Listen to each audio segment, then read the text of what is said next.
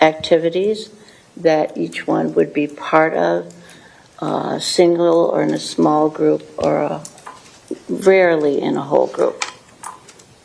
Okay. And how was his behavior when he first came to your class? I believe when he first came, he was quiet, stayed to himself, anxious. You could tell by his face and the clutching and with his mouth and everything. Was he disruptive to the class? He did become disruptive, yes. Okay, when did that start happening? There was too much pressure, and I remember, I think in 4th grade, he had trouble in school class as well as on the bus. Okay. Did there come a time when he was mainstreamed into some classes in the 4th grade? I think he was. That again is a joint decision. He went in, and I had a program where the points, so he would get a report from that teacher. I was also very close to the teachers with whom I mainstreamed. So she would let me know, and then it was decided that he does better with the smaller groups, and with 9 kids and 2 people in there, that's much better for him. Okay, do you remember what classes he was mainstreamed for? I believe he was mainstreamed for math and reading, the 2. Okay, it wasn't language arts? No. Okay. And do you know why he was mainstreamed for those particular classes? I don't know. Okay. What sort of behaviors did you see him exhibiting in the 4th grade? Towards the end, he could be very disruptive. He could be cursing and angry and throwing things, disrespect. Sometimes he even ripped up some of the other students' work or ruined a project, which would be, of course, very upsetting for them.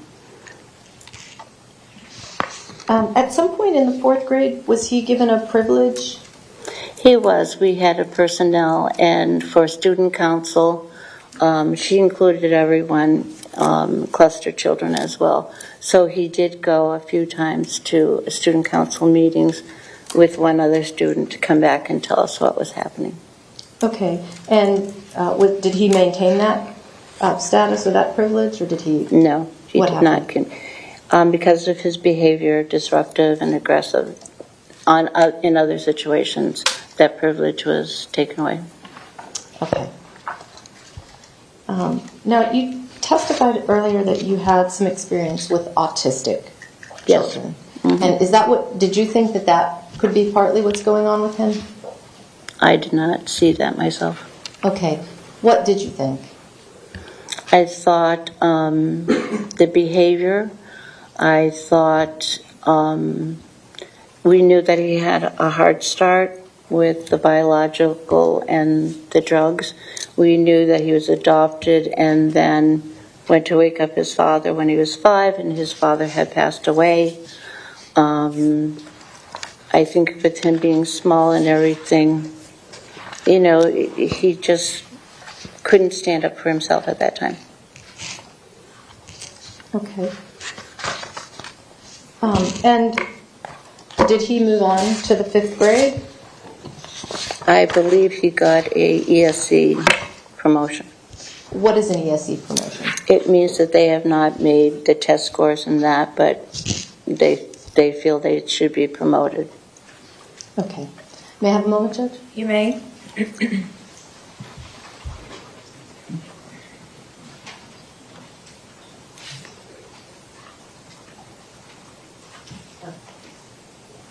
Okay, so you said it was an ESE good cause promotion. Yes. And does that have to do with whether he's already been retained? Do you know? It doesn't have to. Okay. It doesn't have to. It's just, and it's not, again, it's a group decision. Okay. I don't have any more questions. Okay, state cross-examination.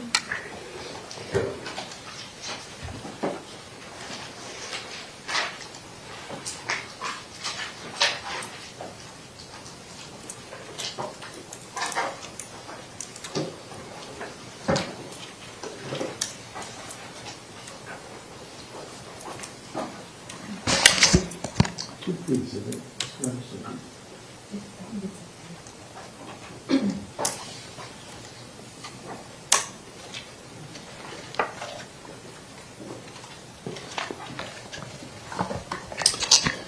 morning, Ms. Rodriguez. How are you? All right. Thank you. So, third and fourth grade, he was your student, correct? Yes. And he was receiving ESE services Yes. with you, correct? Yes. And we met Mr. Noonham. That was his family counselor, correct? Yes. And he was seeing him 90 minutes a week, one day a week for 90 minutes. Usually it would be a few days.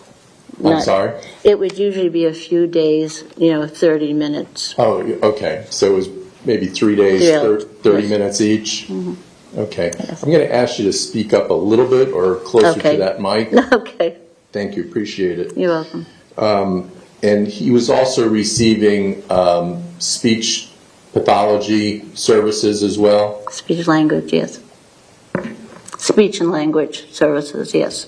Okay. And was that a couple times a week for about an hour each time or 30 minutes each time? I would say it was a couple times a week, 30 minutes. Okay. 30 minutes each? With a speech language pathologist. Okay, so that's a professional who Right. would come in who would give him services? Yes. Okay. And was he also receiving specialized instruction in all of his academic areas? Yes. Okay, and that would be every day, Yes. hours a day? Yes, this was a self-contained classroom, and so we would go through all the academics in a small setting, Okay. in small groups. And he would also receive specialized instruction in behavior, correct? Yes. Okay, so when you say EBD, emotional behavior disorder? Disorder. Okay, and so he had behavioral problems in addition to language problems? Yes. Okay, but in the school setting, behavioral problems, if they're a pattern, can be a reason to have special services, right? Yes. Okay, and so those behavioral problems could be throwing things, correct? Yes. It could be hitting people, correct? Yes. It could be destroying property. Yes. Okay, and I'm not quibbling with that. That's how children, especially at that age, should be treated. But we're talking about if they were older, if they were adults, if they were out on the street, those would be crimes, wouldn't they? They could be, yes. Okay, because you can't destroy people's property. Right. You can't hit people, right? Correct. Okay. So, but in the school setting, appropriately so, that trying to change the behavior at a young age, correct? Correct. And that's a good goal. No one's disputing that. Okay. But that's what that's what part of his ESE was because of his behavior in the school, correct? Correct. Okay. And there was also specialized instruction for his social skills too, correct? Yes, there were. All right. And in addition to those accommodations, was he also given, for example, flexible presentations such as directions that were given to him? Were they given in a way to make him understand better? Yes, we would give it in 1 or 2 steps, the directions. We would also sometimes write it, or we would show them exactly what we're expecting before we expected them to do the task. And it's part of his ESE that he's to be given verbal encouragement, correct? Yes, yes, So if he did anything well, you were on top of him saying, "Great job, Nick." right? Yes, I believe we were very good at that, looking at what was good and accomplished. And you would allow movement as needed for him? Yes, if you needed. If it was not to just get out of a particular task, yes. Because we had a small classroom where that was set up for that. And his proximity of his seating, I don't know if it applied to everyone in that class, but it's a small enough class that he's pretty close to you. Yes, Or the assistant in the classroom, correct? he is. Okay. Plus, I was a teacher that walked around my students a lot. I did not just sit and instruct them there. Okay. And